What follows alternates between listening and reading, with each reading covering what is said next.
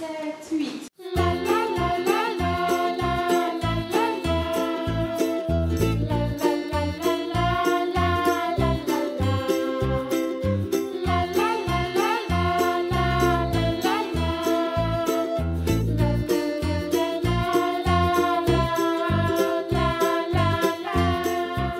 Bonjour, je m'appelle Christelle et je suis au Grand Nord depuis l'ouverture du Grand Nord et j'y étais même avant, dans la bibliothèque qu'on pouvait trouver rue du Pont-Grand Jardin.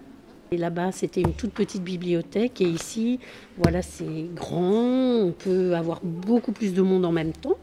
Et puis, il y a ce mélange des publics, puisque avant, on avait un secteur jeunesse qui était tout petit et à l'écart. Et donc là, ça a permis que on voit tous les publics en fait. Les adultes viennent ici, les jeunes ados aussi, et puis les enfants vont un petit peu courir partout puisque ce grand espace leur donne envie de courir. Bon, ce qu'on ne veut pas trop, bien sûr.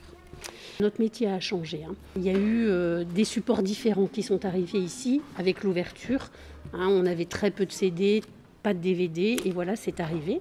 Et puis, les tablettes, le numérique, tout ça, c'est arrivé avec le Grand Nord. Ce qui est important aussi pour moi dans ce grand bâtiment, c'est le petit espace cocooning où on raconte des histoires et où on accueille des classes, qu'on appelle l'igloo. C'est que ça fait 25 ans que Mimili existe cette année-là. Donc voilà, c'est quelque chose d'important. Moi, dans ma vie, de toute façon, c'est quelque chose d'important. Et pour la médiathèque également, puisque c'est aussi... le départ de Croque-les-Mots, c'est aussi un peu Mimili. Donc vraiment, c'est quelque chose d'important pour la médiathèque de Mayenne et pour les Mayennais. Puisque maintenant, ça fait 25 ans que ça existe. Et donc, on raconte des histoires aux enfants de nos premiers enfants de Mimili. Bon, ça ne nous rajeunit pas tout ça.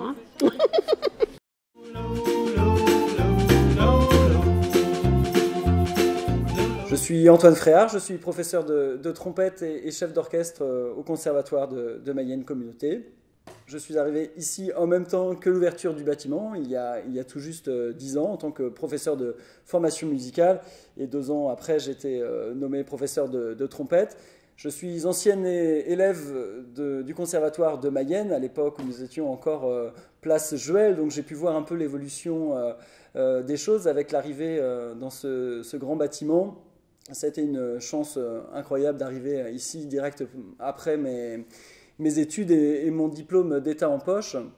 Ce qui est la grande force de ce bâtiment, à mon avis, c'est d'avoir mis en lien justement les différentes structures, la médiathèque, le cybercentre tant qu'il a existé, le conservatoire, maintenant les musiques actuelles et la boussole, ce qui nous permet à nous en tant que professeurs et aussi qui permet aux orchestres, je pense à l'orchestre symphonique de la Haute-Mayenne que je dirige entre autres, de proposer au public des formes beaucoup plus ouvertes que ce que nous pouvions faire avant, que ce soit donc avec les musiques actuelles, avec la lecture, avec la danse bien évidemment également et peut-être bientôt avec le théâtre.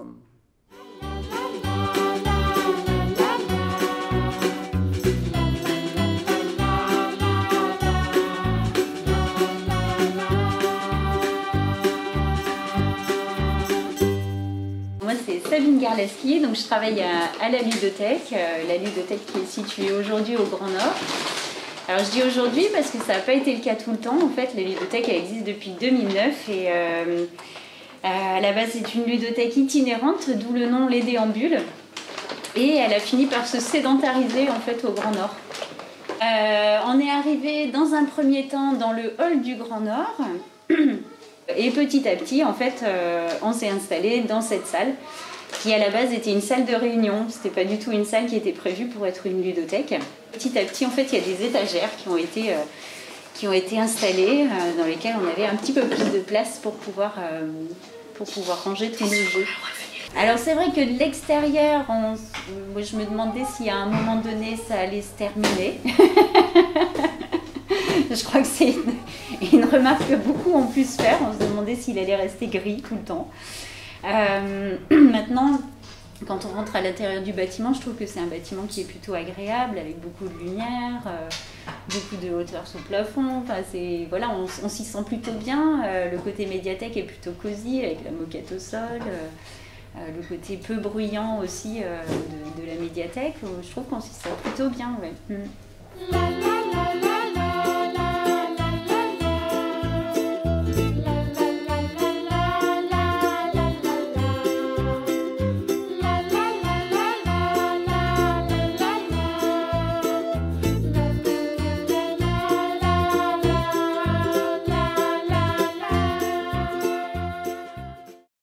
Donc Jean-Christophe Bergeon, moi je suis directeur du conservatoire et j'ai la chance de travailler dans ce bâtiment depuis son ouverture en 2010. C'était un grand changement pour nous puisque nous avons à ce moment-là eu de véritables conditions de travail intéressantes pour notamment toutes les pratiques collectives, les pratiques d'orchestre avec des salles grandes, des salles équipées, des salles où l'acoustique et l'isolation phonique étaient prévues. Donc c'est pour ça que je dis que j'ai vraiment la chance de pouvoir travailler dans ce bâtiment et d'y être depuis une dizaine d'années.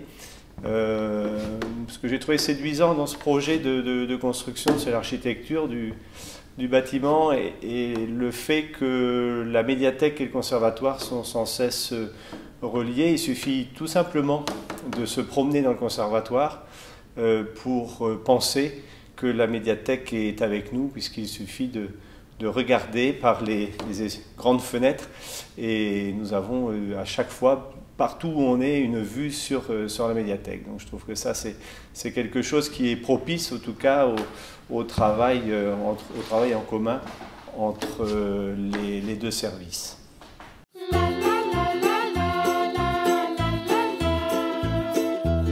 Je m'appelle Florence Nouveau, je suis professeure de danse, moderne jazz. J'ai intégré le conservatoire il y a 10 ans, en 2010. Ma première impression lorsque je suis arrivée, effectivement, c'était de voir un bâtiment, grand bâtiment, assez froid d'extérieur.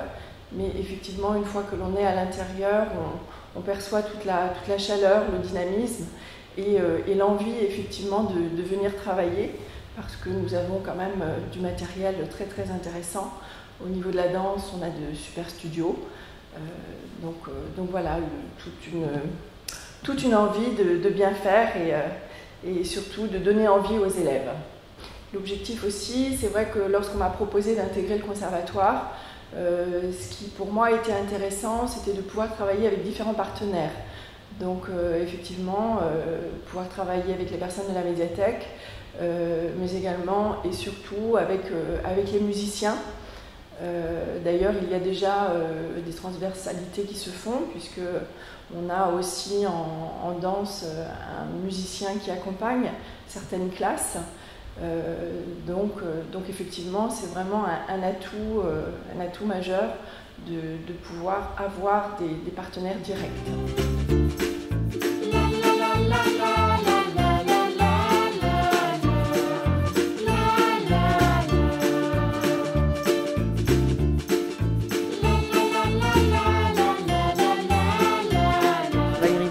Je suis assistante de direction au conservatoire depuis 1992.